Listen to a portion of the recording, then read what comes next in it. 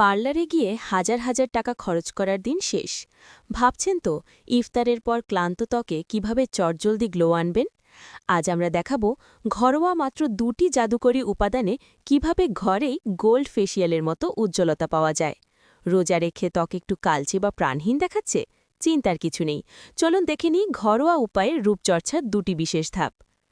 আসসালামু আলাইকুম, Bangla self care sister পেজে আপনাকে স্বাগত। ধাপ 1, ডিপ এক্সফোলিয়েশন ও স্ক্রাবিং। প্রথমে আমরা তৈরি করব একটি ন্যাচারাল স্ক্রাব।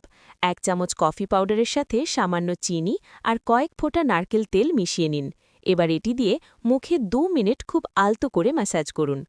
কফিতে থাকা অ্যান্টিঅক্সিডেন্ট ত্বকের রক্ত সঞ্চালন বাড়িয়ে দেয়, যা আপনার ত্বককে ভেতর থেকে সজীব ও প্রাণবন্ত করে তোলে। চিনি একটি চমৎকার ন্যাচারাল এক্সফোলিয়েটর হিসেবে কাজ করে, যা ত্বকের উপরিভাগের মরা কোষ এবং জমে থাকা ব্ল্যাকহেডস দূর করতে সাহায্য করে। আর নারকেল তেল ত্বকের আর্দ্রতা ধরে রাখে, ফলে স্ক্রাবিং করার পর ত্বক একদমই খসখসে হয় না, বরং দেখায় দারুণ কোমল ও উজ্জ্বল।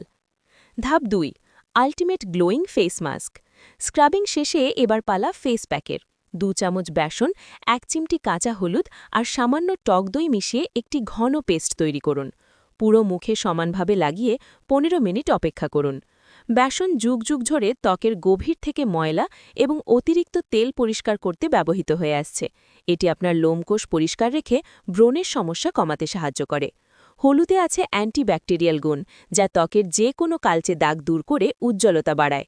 আর টক দইয়ে থাকা ল্যাকটিক অ্যাসিড ত্বকের ন্যাচারাল ব্লিচ হিসাবে কাজ করে, যা রোদে পোড়া ভাব দূর করে ত্বককে করে তোলে তুলতুলে নরম ও উজ্জ্বল। প্যাকটি শুকিয়ে এলে হালকা পানি দিয়ে মাসাজ করে ধুয়ে ফেলুন। প্রথমবার ব্যবহারেই তফাৎটা নিজের চোখেই দেখতে পাবেন।